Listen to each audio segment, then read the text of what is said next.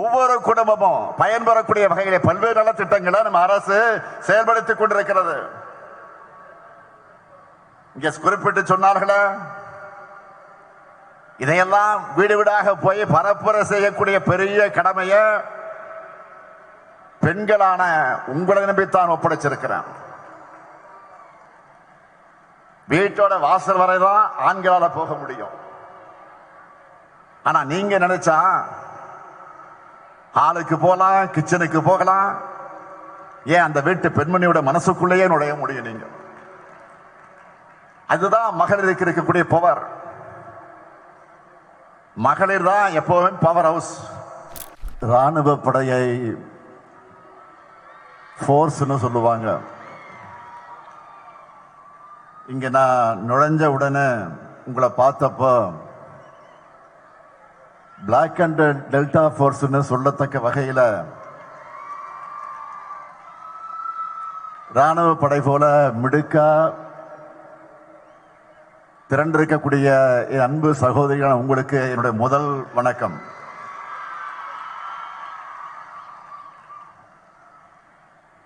வெல்லும் தமிழ் பெண்கள் டெல்டா மண்டல மகளிர் மாநாட்டினுடைய தலைவர், கழகத்தினுடைய துணை பொதுச் செயலாளர், நாடாளுமன்ற குழுவினுடைய தலைவர், என்னுடைய அருமை தங்கை கனிமொழி கருணாநிதி அவர்களை, முன்னிலையற்றுள்ள முதன்மை செயலாளர் மாண்புமிகு அமைச்சர் ஆற்றல் மிகு நேரு அவர்களை, துணை முதலமைச்சர் தம்பி உதயநிதி ஸ்டாலின் அவர்களை, மாண்புமிகு அமைச்சர் பெருமக்களை, தலைமை கழகத்தினுடைய நிர்வாகிகளை, துணை பொதுச் செயலாளர்கள் பொன்முடி அவர்களை, ஆர் ராசா அவர்களை, மூப்பே சாமிநாதன் அவர்களை, அமைப்பு செயலாளர் ஆர் எஸ் பாரதி அவர்களை, செய்தி தொடர்பு தலைவர் டி கே சிலங்குபன் அவர்களை, இணை அமைப்பு செயலாளர் அன்பகம் கலை அவர்களை, துணை அமைப்பு செயலாளர் ஆஸ்டின் அவர்களை, மகளிர் அணியுடைய தலைவர் திருமதி விஜயா தாயன்பன் அவர்களை, மகளிர் அணியினுடைய செயலாளர் எலன் டேவிட்சன் அவர்களை, தொண்டரணியின் செயலாளர் நாமக்கல் ராணி அவர்களை, மற்ற மாநில மகளிர் அணியினுடைய நிர்வாகிகளை,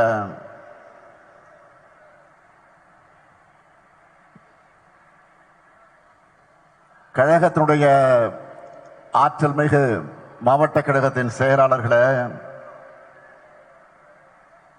முன்னாள் அமைச்சர் பழனிமாணிக்கம் அவர்களை, முன்னாள் அமைச்சர் வைத்திலிங்கம் அவர்களை, நாடாளுமன்ற சட்டமன்ற உறுப்பினர்களை, பெருந்திரளாக பங்கேற்றிருக்கக்கூடிய மாவட்ட, மாநகர, ஒன்றிய, நகர, பகுதி, பேரூர் கழக மகளிர் அமைப்புகளை சார்ந்த நிர்வாகிகளை, நன்றி உரை ஆற்ற இருக்கக்கூடிய தஞ்சை மத்திய மாவட்ட கழகத்துடைய செயலாளர், செயல் வீரர், அருமை சகோதரர் துரை சந்திரசேகர் அவர்களை, திரளாக திரண்டிருக்கக்கூடிய பெரியோர்களை, தாய்மார்களை, அருமை சகோதரிகளை, என் உயிரோடு கலந்திருக்கக்கூடிய தலைவர் கலைஞர் அவர்களின் உயிரினும் உயிரான அன்பு உடன்பிறப்புகளை, உங்கள் எல்லோருக்கும் என்னுடைய மாலை வணக்கம். வீட்டை மட்டுமல்ல, கழகத்தை நாங்கள் காப்போம் என்கிற உணர்வோடு கருப்பு சிவப்பு கடல் போல திரண்டிருக்கீங்க. வீட்டையும் கழகத்தை மட்டுமல்ல, நம்ம தமிழ்நாட்டையும் ஏன் இந்திய நாட்டையும் காக்க நாங்கள் தயார். யாருக்கு நாங்கள் சிறைச்சவங்கள் என்ற துணிச்சலோடு திரண்டிருக்கீங்க. தஞ்சை மண் கம்பீரமான மண். மன்னர்களுக்கெல்லாம் மன்னரான ராஜராஜ சோழன் ஆட்சி செய்த சோழ மண் இந்த மண். கம்பீரமாக நிற்கக்கூடிய பெரிய கோயிலும் காலங்கள் கடந்தும் உறுதியாக நிற்கக்கூடிய கல்லணையும் நிலைத்து நிற்கக்கூடிய மண் இந்த தஞ்சை மண். நவீன தமிழ்நாட்டின் சிற்பியான நம் உயிர்நிகர் தலைவர் முத்தமிழறிஞர் தலைவர் கலைஞரை கொடுத்த மண் இந்த மண். ஒருங்கிணைந்த தஞ்சை மாவட்டத்தில் பிறந்து காவேரி நீரை குடித்து வளர்ந்தவர் நம்முடைய தலைவர் கலைஞர். ஏன் நானும் டெல்டாக்காரன் தான். இந்த மாநாட்டை எழுச்சியோடும் உணர்ச்சியோடும் ஏற்பாடு செய்திருக்கிறார் கழகத்தினுடைய துணை பொதுச் செயலாளர், நாடாளுமன்ற குழுவினுடைய தலைவர் என்னுடைய அன்பு தங்கை கனிமொழி அவர்கள். தங்கை கனிமொழி கிட்ட ஏதாவது ஒரு பொறுப்பு ஒப்படைச்சா அதை அமைதியாகவும் சிறப்பாக செயல்படுத்தி காட்டுவாங்க என்பதற்கு இந்த மாநாடு ஒரு எடுத்துக்காட்டு. கழக பணிகளை தான் இந்த அமைதி. உரிமை குரல் எழுப்ப வேண்டிய நேரத்தில் கர்ஜனை மொழியா மாறி போராடுவார். அதுதான் கனிமொழி. அவருக்கு என்னுடைய பாராட்டுக்கள், வாழ்த்துக்கள். அதேபோல மண்டலத்தினுடைய பொறுப்பு அமைச்சர், முதன்மை செயலாளர், என்னுடைய அருமை சகோதரர், திருச்சி தந்த தீரர் KN நேரு. கழகத்தை வளர்க்கிறதுல, எழுச்சி மிகு மாநாடுகளை நடத்துறதுல, மக்களை திரட்டுறதுல அசகாய சூரர் அவர். அவருக்கும் மகளிரனுடைய நிர்வாகிகளுக்கும் மாவட்ட கழகத்தின் செயலாளர்களுக்கும் கழக முன்னணியினருக்கும் என்னுடைய நெஞ்சார்ந்த பாராட்டுக்கள், வாழ்த்துக்கள். பல்லடத்தில் தீபமாய் ஒளிர்ந்த இந்த வெல்லும் தமிழ் பெண்கள் மாநாடு இப்ப தஞ்சையில தகன்னு மின்னுது. தஞ்சை என்பது திராவிட இயக்கத்தினுடைய கோட்டை. வெல்லும் தமிழ் பெண்களை, கழகத்தை காக்க வேண்டிய கடமை, தமிழ்நாட்டை வளர்க்க வேண்டிய கடமை உங்களுக்கு தான் நிறைய இருக்கு. சாதி ஆதிக்க ஒழிப்பு மட்டுமே திராவிட இயக்கத்தினுடைய அடிப்படை நோக்கம் இல்ல.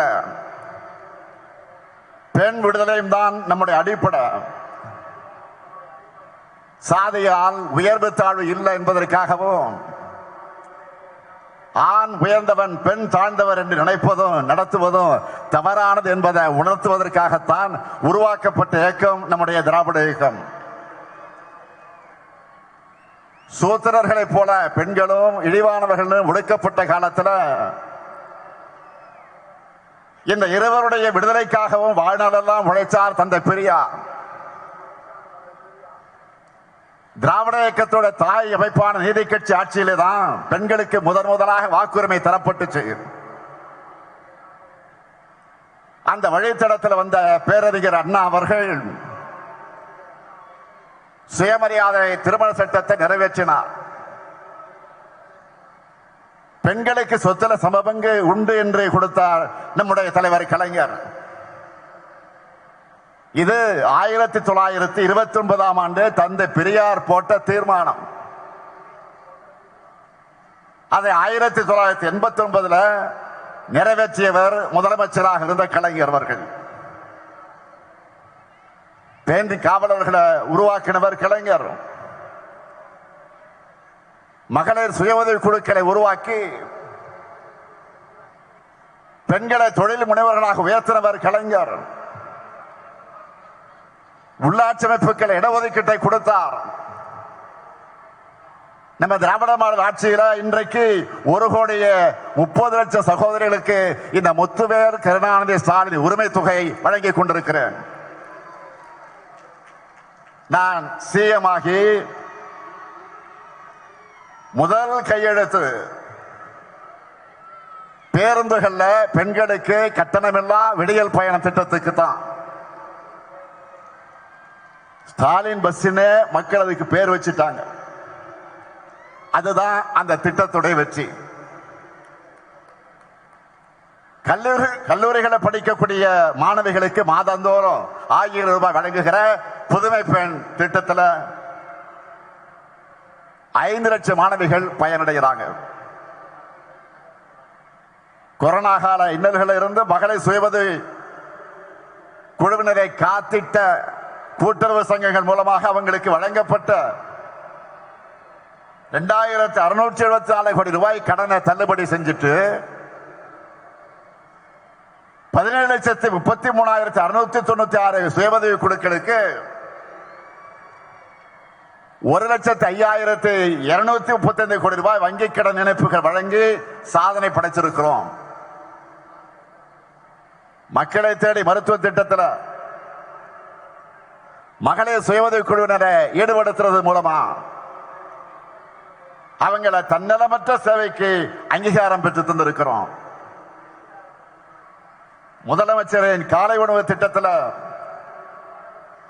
சுயஉதவி குழு மகளிரை பங்கு பெற செஞ்சிருக்கிறோம். பணிக்கு செல்லக்கூடிய மகளிர் பாதுகாப்பா தங்குவதற்கு தோழி விடுதிகளை திறந்திருக்கிறோம். அடுத்த இன்னும் பல மாவட்டங்கள்ல தொடர்ந்து திறக்க போகிறோம். அனைத்து மாவட்டங்களையும் பாலின வள மையங்கள் துவக்கப்பட்டிருக்கு. இந்த மையங்கள் மூலமா குழந்தை திருமணம், குழந்தை பாலியல் வன்கொடுமை மற்றும் குடும்ப வன்முறை உள்ளிட்ட பிரச்சனைகளுக்கு தீர்வு காணுகிறோம். உள்ளாட்சியில மகளிர் அதிகாரமிக்கவர்களாக வர வேண்டும் என்று 50 விழுக்காடு ஒதுக்கீடு வழங்கி இருக்கிறோம். ஜெயிச்ச பெண்கள்ல 70 விழுக்காட்டுக்கு மேற்பட்டவர்கள் சுய உதவி குழு மகளிர் தான். அதுல எனக்கு உள்ளபடியே மகிழ்ச்சி. இப்படி பெண் உரிமைக்கான ஆட்சியா, பெண்கள் கேட்காமலேயே அவங்களுடைய தேவைகளை நிறைவேற்றுகிற ஆட்சி தான் நம்முடைய திராவிட மாடல் ஆட்சி. நான் செல்லும் இடமெல்லாம் கூடுகிற மக்கள்ல அதிகம் இருப்பது மகளிர் தான். அது மட்டுமல்ல, அவங்க முகத்தில் தெரியக்கூடிய மகிழ்ச்சி, அதில் நான் மகிழ்ச்சி அடைகிறேன். ஆட்சியை பற்றி கேட்கும் போது ஒவ்வொருத்தரும் சொல்றாங்களா, உரிமை தொகை ரொம்ப பயனுள்ளதாக இருக்கு, தினமும் ஸ்டாலின் பஸ்ல தான் வேலைக்கு போறேன், புதுமை பெண்ல 1000 ரூபாய் வர்ற காரணத்தினால வீட்டுல காலேஜுக்கு என்ன அனுப்புறாங்க. இப்படி அவங்க சொல்லும் போது எனக்கு மனநிறைவா இருக்கு. இதுக்காகத்தான் ஆட்சிக்கு வந்தேன்னு நினைச்சு உண்மையிலே நான் பெருமையாக அடைந்து கொண்டிருக்கிறேன். இந்த 5 ஆண்டுல ஒவ்வொரு குடும்பமும் பயன்பெறக்கூடிய வகையிலே பல்வேறு நல திட்டங்களை நம்ம அரசு செயல்படுத்திக் கொண்டிருக்கிறது. இங்க குறிப்பிட்டு சொன்னார்களே, இதையெல்லாம் வீடு வீடாக போய் பரப்புரை செய்யக்கூடிய பெரிய கடமையை பெண்களான உங்களை நம்பித்தான் ஒப்படைச்சிருக்கிறேன். வீட்டோட வாசல் வரைதான் ஆண்களால போக முடியும். ஆனா நீங்க நினைச்சா ஹாலுக்கு போகலாம், கிச்சனுக்கு போகலாம், ஏன் அந்த வீட்டு பெண்மணியோட மனசுக்குள்ளேயே நுழைய முடியும். நீங்க அதுதான் மகளிருக்கு இருக்கக்கூடிய பவர். மகளிர் தான் எப்பவுமே பவர் ஹவுஸ். மகளிர் குழுவினரோட பயணம் ஒவ்வொரு பாகத்திலும் பிப்ரவரி 1 முதல் மார்ச் 8 வரை மகளிர் தினம் வரை நடக்க போகுது. அதுக்கு நீங்க எல்லாம் தயாராகிட்டீங்களா? 1 பிப்ரவரி 1 8 வரை மகளிர் தினம் வரை நடக்க போகுது பிரச்சாரம். தயாராகிட்டீங்களா? கேட்கல.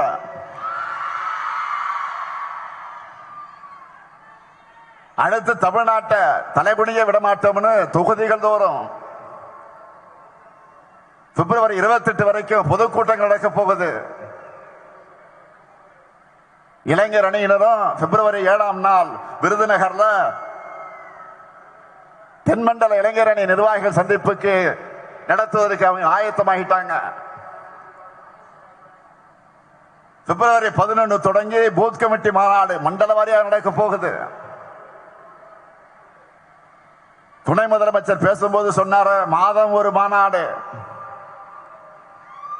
ஆனா பிப்ரவரி மாதம் மட்டும் 5 மாநாடு நடத்த போறோம். 4 வாரம் தான், ஆனா 5 மாநாடு. இவற்றுக்கெல்லாம் முத்தாய்ப்பாக மார்ச் 8ஆம் நாள் தீரர்கள் கோட்டமாம் திருச்சியில 10 லட்சம் உடன்பிறப்புகள் கூடுகிற மாநில மாநாட்டை பேரிழச்சோடு நடத்த போறோம். அதனால சொல்ற, ஜனநாயக போர்க்களத்தில் வெற்றியை பெற வரைக்கும் உடன்பிறப்புக்கான உங்களுக்கு, உங்களை வழிநடத்தக்கூடிய இந்த தலைமை தொண்டரான எனக்கு ஓய்வில்லை, உறக்கமில்லை. உங்களுக்கு ஓய்வு கிடையாது. முக்கியமா மகளிர் அணியான நீங்க பரப்புரையோட முன்கள வீராங்கனைகளாக நிக்கணும். ஏன்னா எதிரணியரோட பொய் பிரச்சாரங்களை பெண்களான உங்களால தான் முறியடிக்க முடியும். வாதத்தால உங்களால தான் வெல்ல முடியும். அதனாலதான் நான் அதிகமாக உங்களை நம்புறேன். பெண்களையும் இளைஞர்களையும் தான் நான் நம்புறேன். சொன்னார்களே, 2 நாளைக்கு முன்னாடி தமிழ்நாட்டுக்கு வந்த மாண்புமிகு பிரதமர் மோடி அவர்கள் ஏராளமான பொய்களை சொல்லிட்டு போயிருக்கிறார். உலக வரைபடத்தில் இருக்கக்கூடிய அத்தனை நாடுகளுக்கு போயிட்டு தேர்தல் காலங்களில் இந்தியாவுக்குள்ள வருவார் நம்ம பிரதமர். இப்ப தமிழ்நாட்டுக்கு கனிமொழி சொன்ன மாதிரி தேர்தல் சீசன் இங்கே வந்தார், இனியும் வருவார். பிரதமர் வருகிறார் என்றதும் அவர்கிட்ட நான் பல கேள்விகளை முன்வச்சேன். 2 நாளைக்கு முன்னாடி வருவதற்கு 2 நாளைக்கு முன்னாடி நான் சில கேள்விகளை வச்சேன். அதை நீங்க தொலைக்காட்சியில பார்த்திருப்பீங்க, ஊடகங்களை பார்த்திருப்பீங்க, பத்திரிகையில படிச்சிருப்பீங்க. ஆனா அவர் எதற்கும் பதில் சொல்லாம வழக்கம் போல பழைய கண்டென்ட்டையே பேசிட்டு நமக்கு புது கண்டென்ட்டை கொடுத்துட்டு போயிருக்கிறார். தமிழ்நாட்டில் பெண்களுக்கு பாதுகாப்பு இல்லை என்ற ஒரு அபாண்டமான பொய்ய சொல்லிட்டு போயிருக்கிறார். பெண்களான நீங்க சொல்லுங்க, தமிழ்நாட்டில் பெண்களுக்கு பாதுகாப்பு இல்லையா? தமிழ்நாட்டில் பெண்களுக்கு பாதுகாப்பு இல்லையா?